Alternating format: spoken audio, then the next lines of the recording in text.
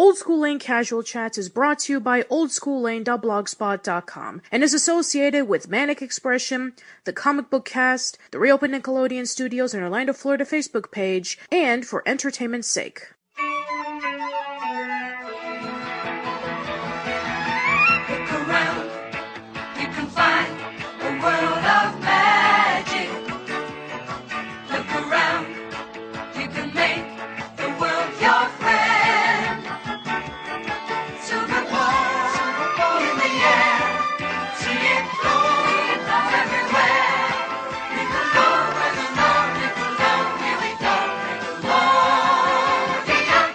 Hello everyone, welcome to a brand new episode of Casual Chats. I'm Patricia and I'm here with a very special guest. He is one of two people behind The Orange Years, an upcoming documentary discussing about the humble origins of Nickelodeon deep into the Snick years. We have Scott Barber. Scott, welcome aboard to Casual Chats. Hey, thank you so much for having me. So, I just need to know, what are your earliest memories of Nickelodeon? Yeah, of course. My earliest memories are watching shows like Today's Special or Pinwheel from the early 80s. That's kind of what I guess got me hooked. Oh wow, you're actually one of the very few people that I talked about with those kind of shows. Peggy Sue Clay, who is the founder of the Classic Nickelodeon fan blog, dedicating herself to discussing about late 70s, early to mid 80s Nickelodeon shows, and in and out, others like Matthew Klickstein when he would talk about Nickelodeon when he was doing his book Slimed. A few people who grew up with those shows, but yeah, it's really nice to hear giving 80s Nickelodeon love.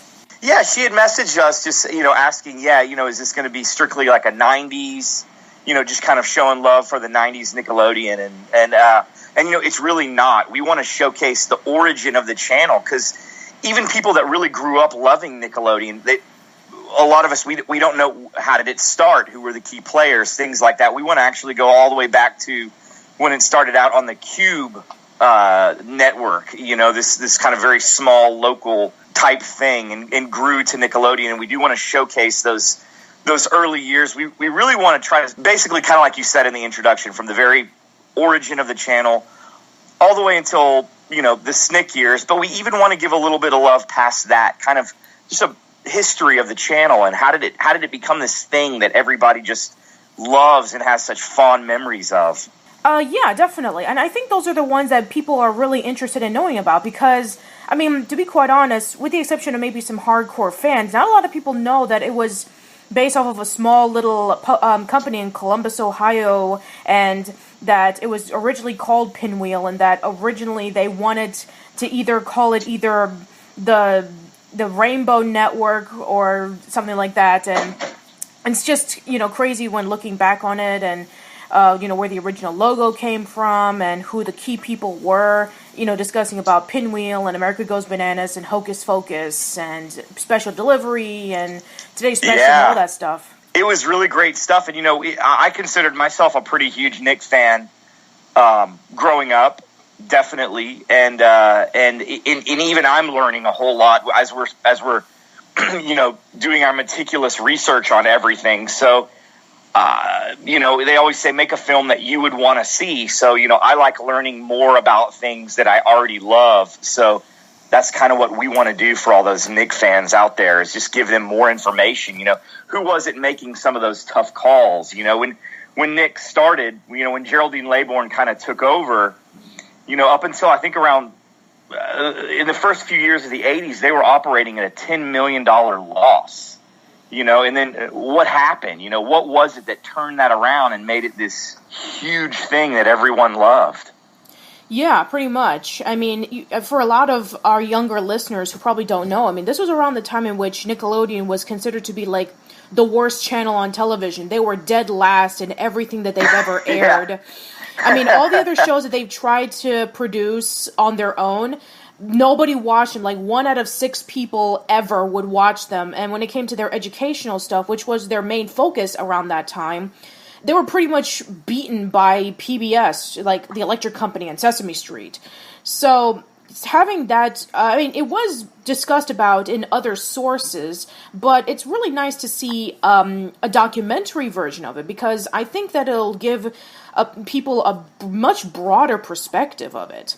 Now, I already asked this question to Peggy years ago when I interviewed her for my Old School Lane blog, but why, in your personal opinion, why do you think that 80s Nickelodeon shows pretty much got overshadowed or pretty much forgotten by everybody? In the 90s, Nickelodeon seems to be the one that everybody talks about. Well, I think, I guess my answer would be twofold. I think that some of it is just because the fans of 90s Nickelodeon, their voices are a little bit louder because they're younger, they're more tech savvy.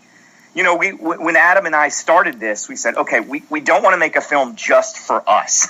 We certainly have our favorite Nick shows, but we don't want to only focus on the shows that we love. We want to get a broader opinion. So we spent a lot of time going into different groups online and just saying, hey, doing as many polls as we could online, saying, what was your favorite Nick show? What was your top 5 favorite Nick shows and why? And in a lot of the shows, for me, You Can't Do That on Television was kind of the definitive early Nickelodeon show. It's where the slime came from. It kind of set the tone for years to come. And that show hardly got brought up or voted for at all. And we're like, wow, that's very different than what we thought. And I think that maybe there are more of those early 80s Nickelodeon fans. Their voices just aren't as loud online because they're not on Facebook as much. They're not on social media as much as, the 90s fans, in particular, even like the later 90s fans, with all that Kenan and Kel, and even later than that, those are the kids that grew up with Facebook. And I guess so. I guess that's one of the tiers I would say, is that maybe there are more 80s fans out there. They're just not online as much. But then also, I mean, really, I guess the 90s, when you look up Golden Age of Nickelodeon, they kind of say 1984 to 1996. That's just kind of the general idea. Everyone's got their own personal opinion. But in the 90s, it was just, there was something for everybody at that time, from the Nicktoons. That's when you had a lot of different game shows. You had a lot more live action shows. So maybe it's not that it was better or anything, because I certainly love them both equally. But maybe there was more content out there. There was more shows. So I guess there was more to pick from, I guess is what I would have to say. Yeah, I can definitely agree with that. And because of the variety that was out for the kids who grew up watching the late 80s and early to mid 90s Nickelodeon shows, is that if there was cartoons, there was live action shows, there was game shows, there were preschool shows, there was Nick at Night. Right. So there was a lot for everybody. And with Nickelodeon, when it first started out, I mean, it had like 6-hour marathons of Pinwheel, and there was some of Today's Special, and there was The Third Eye, and a whole bunch of things. And then it pretty much just stopped. Like, as soon as nighttime hit, that was pretty much it. And, to be fair, this was back then when, cable was still a pretty new thing. So anyway, going into that, I think I once did a podcast with the Nickelodeon Slimecast podcast crew about 2 years ago, which was called the Nick at 35 series, when it celebrated its 35th anniversary. And when we did part 1, discussing about the early years of Nickelodeon, there was somebody who actually stated, like, late 70s and early 80s Nickelodeon shows don't count because it was just nothing but low-budget trash, and and even Nickelodeon themselves called it a vegetable state, so that's why they themselves don't even bring it up. So, I mean, I guess it depends on what era you grew up with, discussing about which Nickelodeon shows were definitive classics, but I think looking back at the 70s and 80s Nickelodeon shows, it's very important. I mean, even though that maybe on a technical level, I mean, they had to work around a very, very low budget, and it was local television. It was exclusive to Columbus, Ohio, right before it branched out to a national network. So, you kind of have to give it a break. So, moving on, what made you and Adam decide to do the Orange Years documentary Indiegogo page? So Adam and I have worked on numerous projects in the past. And what we kind of wanted to do was we said, let's make a film by ourselves. We didn't want to, try to sell a script or, sell a script to a director or something like that. We said, what could we make just ourselves primarily? And we said, what about a documentary, especially because I have a lot of experience filming and editing, and Adam has a lot of experience with journalism. So a documentary just kind of felt like this natural fit for our talents because, he has lots of experience interviewing people. I have lots of experience filming people. So we said, let's do a documentary. And the thing is, me and Adam actually became friends in 1989. We grew up together through the SNCC years, and that was such a fond memory of our childhood. So it was almost immediately, as soon as I said, hey, let's do a documentary together for our next project, Adam kind of immediately said, let's do Nickelodeon, or one of us said it. We basically came up with the idea. It was almost instantaneous. As soon as we said, let's do a documentary, we were like, let's do a Nickelodeon documentary. And the idea seemed so wonderful. We actually spent a lot of time searching. We were like, I can't believe it hasn't already been done. I mean, and I know there are some that deal with aspects of Nickelodeon. You can't do that on film. And I know there are a few others out there. But just strictly about kind of the general history of Nickelodeon, there wasn't one. So we immediately got really excited. And Adam did a little bit of work on a documentary called The Prequels Strike Back, which is a really, really great film that you can see on Amazon. We were able to kind of get some advice from them because we knew what we were doing, but they had it's great to get advice from someone who's actually done it. So they helped us kind of put a budget together, and we said, okay, this is a little bit more than we can just throw in out of our pockets. In particular, you got to have a lawyer when you're using footage from TV and film. To be able to cite fair use. So that was when we said, okay, well then we'll take this to crowdfunding. And, we're passionate about it. We feel like there are a lot of Nickelodeon fans out there that are passionate and would love to see more. So that's when we did the Indiegogo page. Now, what is the process of doing your documentary so far? So right now, what we are doing is we are in the process of contacting all the Nick talent, and as well as getting our outline for the documentary fleshed out. But really, our main push right now, what we're doing through this month and next month, is just getting our funding together to make sure, because there are two hurdles, our legal fees and also our travel fees that we have to hit, or else, we're going to have to go another route of finding people to invest in this film. What has been the most difficult so far? It's all been really fun. I guess the most difficult part has just been, there's been difficult parts, but it's all been so fun. Nothing has felt difficult. I guess just kind of trying to come up with new ways of getting our name out there. When we initially started, we got a huge rush of people, and then we said, okay, we got to get new eyes on our Indiegogo. So I guess that was it. After our initial push is just finding new creative ways to get the Orange Years in front of different people. So thank you for letting me be on the podcast, because hopefully that will help in that aspect. Yeah, I definitely hope so, too. I hope that for all you listeners who are interested in donating at the time of this recording, you have a couple of more days until the Indiegogo page is over. So please, as much as you can, donate to the Orange Years and see if maybe we can hopefully get this thing released, because I'm sure it'll be a really, really amazing project when it comes out. Thank you. Yeah, the orangeyears.com is our website, and it's got a link to our Indiegogo. There's a donate button at the top, or if you go to Indiegogo and search for the Orange Years, you can find it on there. Yeah, we've got 12 days left, and we're at 60%, so we're doing pretty good. We have to hold steady. We have to keep our pace up, and I have faith we'll get there. Now, what has been your favorite thing so far when doing the documentary? my favorite thing so far has been reaching out to the Nick talent and having them call us back. That's been kind of surreal. It's kind of odd. I don't get starstruck really easy, but maybe because these are people I grew up watching.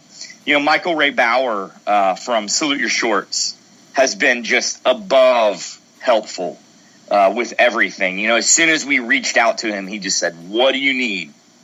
And we said, well, if you can help us promote it, that would be wonderful as well. And so he immediately posted it on his Facebook, and then he sent us a message. He recorded a message that we could use to send out via the Orange Years, just because everything we've sent out so far has been us talking about the Orange Years, which is great, but we're just two guys that a lot of people don't know, two guys that are passionate about Nickelodeon and want to make a great film for Nick fans. But then to see Donkey Lips on the screen saying, "Hey guys, please donate to the Orange Years. I really want this film made," really helped us a lot and added some legitimacy. It's like, okay, these guys actually have Nick talent on their side. So to see him talking about our film, that was my favorite part. When he sent us that message talking about our movie and asking people to donate, that was definitely my favorite part so far. That's awesome. I'm really glad to hear that. So, when delving into the years of Nickelodeon, what kind of information that you want to cover that either hasn't really been covered in detail or maybe has never been covered at all in other sources? Well, there's a couple. I really, I haven't anyway seen a lot of Nick's transition from, like you said, Pinwheel or C3 on the Cube network in Columbus, Ohio, to Nickelodeon. I've watched tons of videos and tried to understand this Cube thing. I kind of knew about it, but I didn't really know about it. And it's just fascinating. It was this kind of device that you had that I guess was kind of right before cable or early cable that gave you extra channels. So to delve into Cube and kind of showcase what that was, and how that led to, Pinwheel on Cube led to Nickelodeon. I'm really excited to really delve hardcore into that.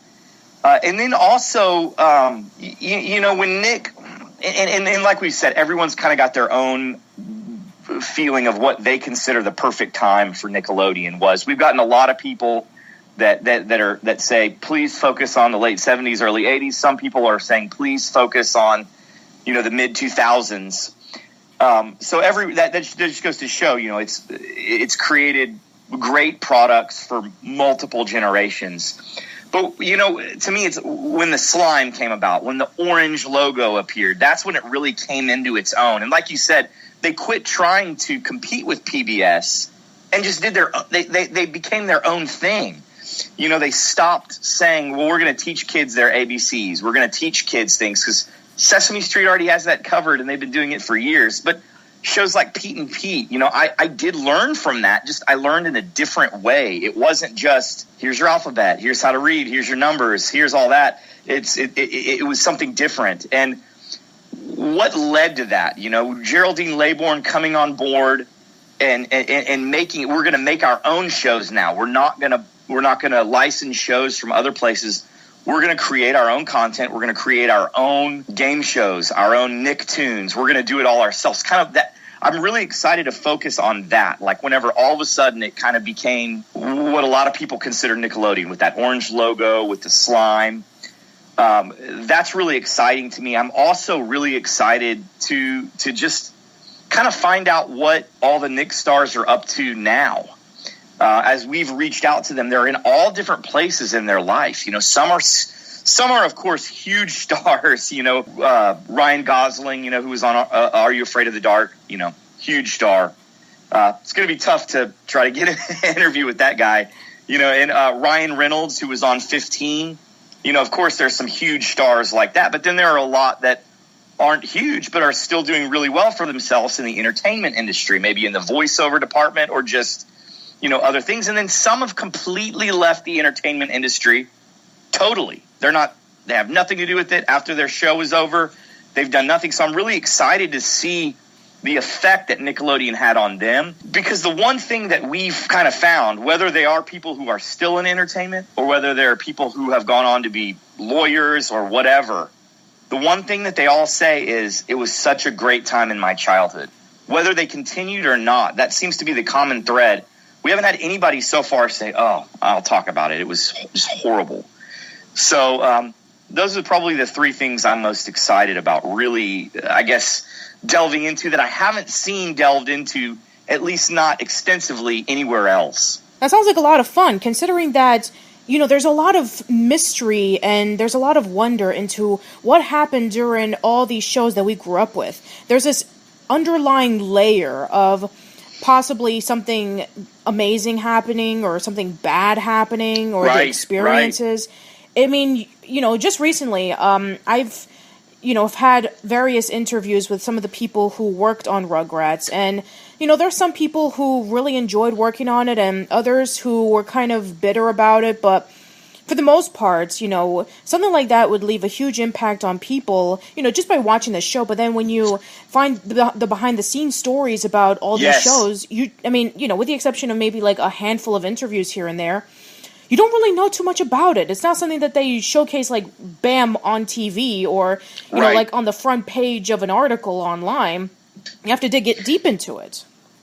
And you know, with us, we don't work for Nickelodeon, you know, and that's one thing that we really want to showcase and we want to be careful of with our film is we don't want it to be a 70, 80-minute commercial for Nickelodeon. You know, we don't want it to feel like it was something that they made. We want to deal with the hardships, the good, the bad, tell the real story. You know, that's been one concern. Well, is it going to be, you know, because obviously you see our Indiegogo video and we clearly are big Nick fans. You know, we try to pay homage to different shows, but, you know, with us not working directly for them, you know, we're not working for Nickelodeon. We want it to feel more real as opposed to, you know, like I said, just a commercial for how awesome and amazing Nickelodeon was. Even though we do think it was awesome and amazing, we want to show, like you said, the hardships, the good and the bad. Some people maybe do have some hard feelings. And, you know, certainly when you get into some of the different Nicktoons, there were some, you know, some bridges that were definitely damaged there. So and we want to show all that. We want to show all that in Keenan and Kel. That's a joke, people. Anyway. That was good. You came up with it. Anyway, so, all right. I'm just going to wrap things up. So, afterwards, when everything is all finished with the documentary and all that stuff, how are you going to present it? Are you going to have, like, a huge screening? Are you going to have a big event promoting it with like all the people who were interviewed for the documentary? How are you going to do it afterwards? Yes, definitely. We are going to have a big event where we will reveal the movie. We're also hoping to have something before that. We're desperately trying to set that up now, where we're going to have a Nick-themed slime party and have some talent there, as well as, you know, all the cool stuff you'd want to see at a Nick party, you know, life-size Stickly and good burgers being served and things like that. So, yeah, that's all of the above. Yeah, we're going to have a big reveal once the movie is done, which will hopefully – we hope to spend about roughly a year on the movie, a year to make it, just so we can interview everybody that we need to get and get all the footage that we need, and then have a big premiere. But somewhere in between, we're hoping to have a large party as well. Now, not to get into like major spoilers or anything like that, but who have you gotten so far that you've been really excited to have on the documentary? Well, I might be a little bit biased, but we've been blown away. Almost everybody from Salute Your Shorts has gotten back with us saying, yes, this sounds wonderful. And that was one of my favorite shows growing up. So for me, that's pretty awesome. I really want to know, what it was like for those kids being on that show, because I'm sure since it was a summer camp show and it was filmed at a summer camp and they were roughly the same age when you go to summer camp, I bet that it was very similar to being at summer camp, being on the show. So I'm really excited to find out what that dynamic was like. You know, did they share dressing rooms? Did they get along with each other? You know, sometimes you get paired up in a dressing room with someone that you don't really like. Maybe there's some good, bad, ugly, all of that. I'm anxious to find out about. Well, I think that, where you're going with this documentary, I think it's going to be awesome. And, again, I hope that everybody who is interested in seeing this documentary happen, please go to their Indiegogo page and help them out by donating a few dollars to see this happen. So, besides that, Scott, why don't you plug and promote the rest of your stuff? Sure, yeah. Please like us on Facebook. We've really been trying to be diligent about doing updates, whether they're from us or from Nick Stars or whatever. So the Orange Years on Facebook. You can find us on Twitter, Instagram. Also, our Indiegogo page. We post updates on there. And yeah, we really want to make a documentary that Nick fans deserve. You know, we don't want it to just be a nostalgia fest, even though it's certainly going to have a lot of nostalgia. We're not just going to say, remember Pinwheel? Here it was. Here's one of the actors. Remember Salute Your Shorts? Here it was. You know, remember, what Are You Afraid of the Dark? Here's some information. We really want to tell a really good story here. What made this? I mean, obviously, we're talking about it all these years later. You know, Nickelodeon itself even released the Splat.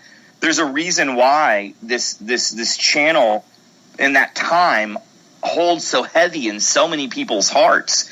And we really want to find out why. Who made those calls that these shows would be different than what PBS or Disney Channel was doing? How did it happen? So we're really excited to do it. We really want to tell a great story. We want to have nostalgia, but we certainly want to do a whole lot more than that. We want to tell a good story. And thank you so much for having us. We're super excited. Well, thank you, Scott, for everything. And please tell Adam my congratulations as well. Oh, I will. Thank you so much. All right, and that is it for this episode. Please let me know in the comments below about your opinions about the Orange Years. Are you excited for this to come out? Are you going to be one of the many donators who are going to hopefully see this progress? So, and then afterwards, check out the Orange Years Indiegogo page and do what you can. All right, that's it for this episode. Hope to see you around soon, and thanks for listening. Nick, yeah, do-wop, do-wop, do-wop, do-wop, do-wop, do-wop, wow, do-wop, do-wop, do-wop, do-wop, do-wop, do-wop, wow, do-wop, do-wop, do-wop, do-wop, do-wop, do-wop, wow, do-wop, do-wop, do-wop, do-wop, do-wop, do-wop, wow, do-wop, do-wop, do-wop, do-wop, do-wop, do-wop, wow, Nick, Nickelodeon.